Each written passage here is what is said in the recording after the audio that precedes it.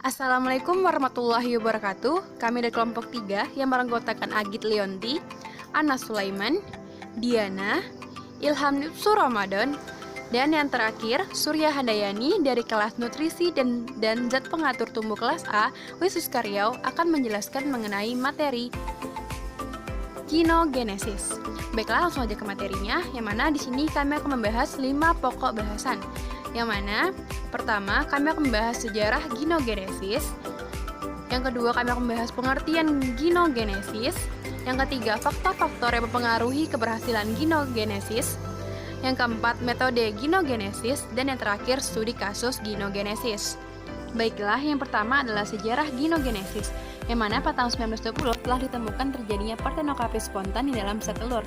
Penemuan ini memacu para peneliti untuk mengembangkan kultur ovul pada tahun 1950 sampai 1960. Dan pada tahun 1970-an, beberapa hasil penelitian tentang kultur ovul pun dipublikasikan, yang mana objek penelitiannya berupa tanaman berikut seperti Solanum melongena, Zeames, Isopium hirsutum, Gerbera jamesomi, Nicotiana tabacum, dan Helianthus annuus. Induksi secara in vitro haploid material, atau yang disebut dengan genogenesis, merupakan lintasan lain untuk memproduksi embrio haploid dari gamet betina. Metode ini dapat dilakukan melalui kultur in vitro bagian-bagian bunga yang tidak diserbuki, seperti ovul, plasenta di mana ovul melekat, dan ovari. Meskipun regeneran genogenik menunjukkan stabilitas genetik yang lebih tinggi dan laju tanaman albino yang lebih rendah dibandingkan dengan regeneran androgenik, namun metode genogenesis digunakan pada tanaman yang sulit diinduksi dengan metode lain, seperti androgenesis dan metode penyerbukan lainnya. Bismillahirrahmanirrahim. Assalamualaikum warahmatullahi wabarakatuh. Baiklah, saya akan melanjutkan tentang faktor-faktor yang mempengaruhi keberhasilan genogenesis. Faktor dalam perkembangan secara genogenesis dipengaruhi oleh faktor genotip dan faktor media.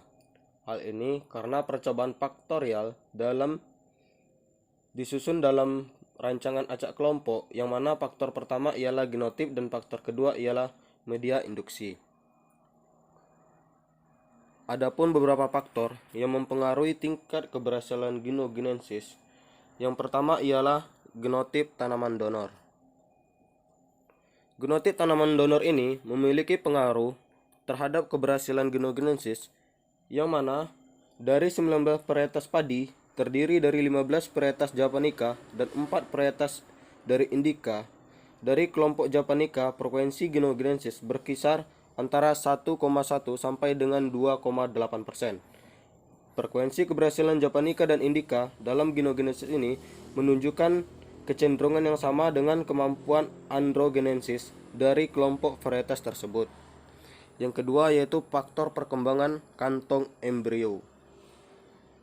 Yang mana faktor perkembangan kantong embrio, tingkat perkembangan embrio yang optimal adalah pada saat akhir unukleat sampai saat awal tetranukleat.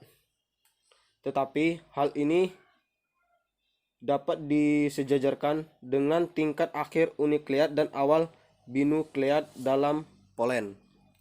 Yang ketiga yaitu faktor temperatur rendah, yang mana faktor terhadap keberhasilan genogenesis yang dipengaruhi oleh temperatur rendah ini yang berpengaruh terhadap suhu, yang mana suhu 12 sampai 13 derajat Celcius selama 6 hari sesudah ovarial atau ovul ditanam meningkatkan frekuensi genogenesis. Akan tetapi, perlakuan temperatur rendah bukan merupakan faktor kritis.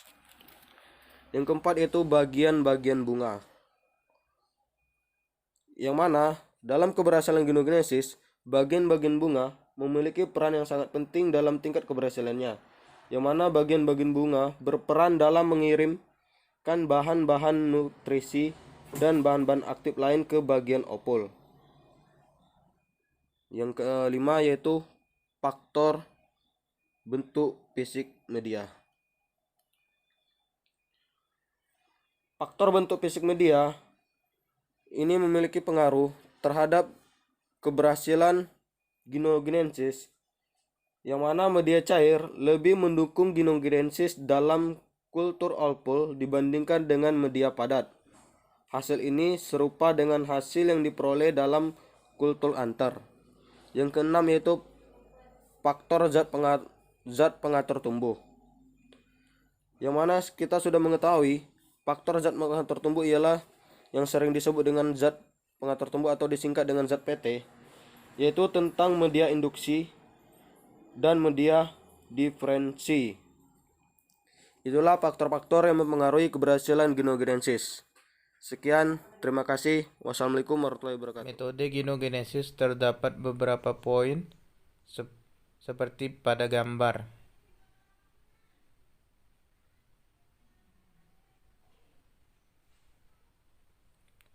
Eliminasi kromosom terdapat beberapa poin serta kekurangan dan cara mengatasinya dalam metode ini.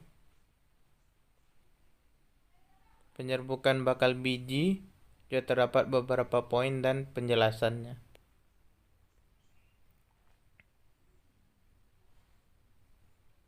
Dalam kultur antar juga terdapat beberapa poin dan penjelasannya.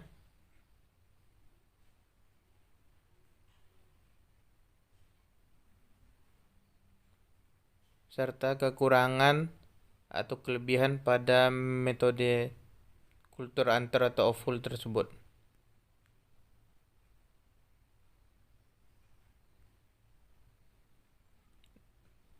Dan two-step method dalam metode ini.